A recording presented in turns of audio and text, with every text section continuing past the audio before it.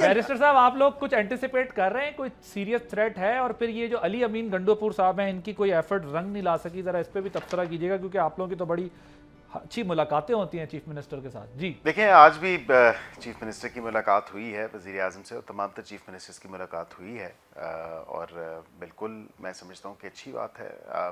ये चारों इकाइयाँ मिल के पाकिस्तान बनाती हैं, और जो वर्क फ्रॉम होम एहतजाज है वो बिल्कुल करें, उसमें तो कोई ऐसी बात नहीं है। मुझे कोई खातिर खा जो है तो कोई ऐसी बात नहीं है, मुझे कोई खातिर खा जो है इसमें चीज़ नज़र नहीं आती कि ये वाक़तन जो है पहले तो इस्लामाबाद की तरफ एक डॉक्टर साहब कह रहे हैं, वैसे मलिक साहब, मैं क्योंकि अल्लाह ताला ने ये भी दुआ कबूल फरमाई है। मलिक साहब वो कह रहे हैं वर्क फ्रॉम होम अल्लाह ताला ने ये भी दुआ कबूल फरमाई है। आदिल साहब जी, अल्लाह ताला ने ये भी दुआ कबूल फरमाई है कि इस्लामाबाद की तरफ इनका उस तरह कंसंट्रेशन नहीं है और पूरे पाकिस्तान में।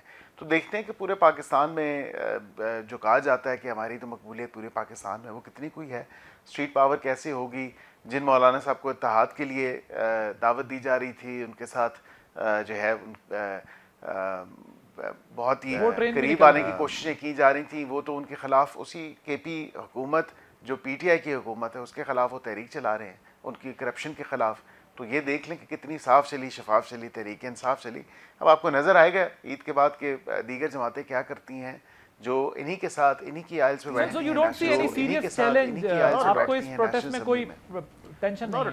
नॉट एट ऑल, ठीक है, सही है। और आप कहते हैं कि ये वर्क फ्रॉम होम कर लें, कोई मसला नहीं है। वो कह रहे हैं वर्क फ्रॉम होम से कोविड जो है उसमें हमें बड़ी हेल्प हुई थी, और ये बात ठीक है कि इस्लामाबाद के शहरियों को थोड़ा सा रिलीफ मिलेगा इस दफ़ा, वरना वो जो अंडर सीज होता था इस्लामाबाद और फिर उसके बाद सारी ज़िंदगी मफलूज होती थी। अपने अपनी जगहों पे बस प्रोटेस्ट चलेगा और अच्छा रहेगा ऐसा प्रोटेस्ट। सब्सक्राइब करें और बेल दबाएं ताकि कोई खबर रह न जाए।